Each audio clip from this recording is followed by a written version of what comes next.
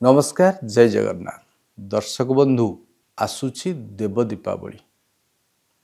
नवेम्बर 19 तारीख बुधवार नवेम्बर 20 तारीख गुरुवार एवं नवेम्बर 21 तारीख शुक्रवार ये तीन दिन धरिकी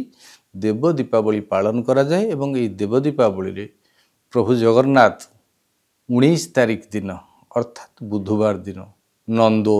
यशोदा को श्राद्ध प्रदान करती 20 तारीख दिन अर्थात 20 नवेम्बर गुरुवार दिन देवकी वासुदेव को श्राद्ध प्रदान करती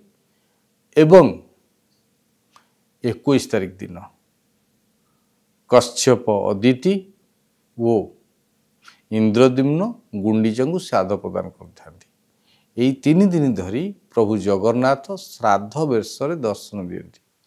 यही समय प्रभु जगन्नाथ को दर्शन करवा एवं आमर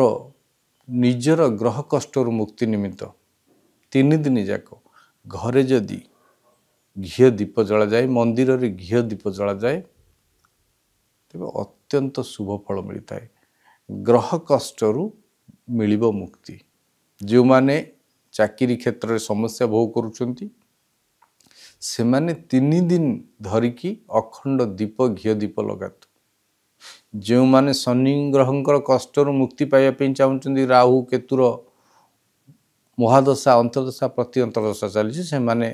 राशि तेलर दीप जलांतु तीन दिन धरी जो मान शत्रु पीड़ारे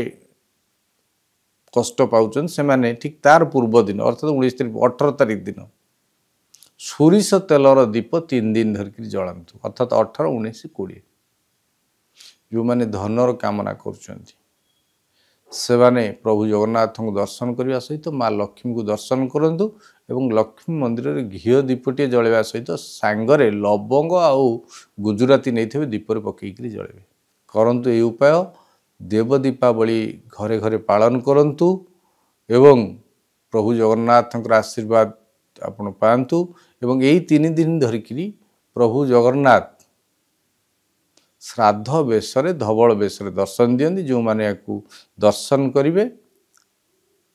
यही दर्शन को मध्य दिव्य दर्शन कहा जाता है यही दर्शन द्वारा प्रभु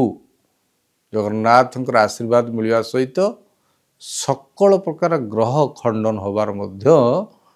आमर जो पुराण रही शास्त्र रही से वर्णित रही आपणकर घर पाखरे थिबा मंदिर रे मध्य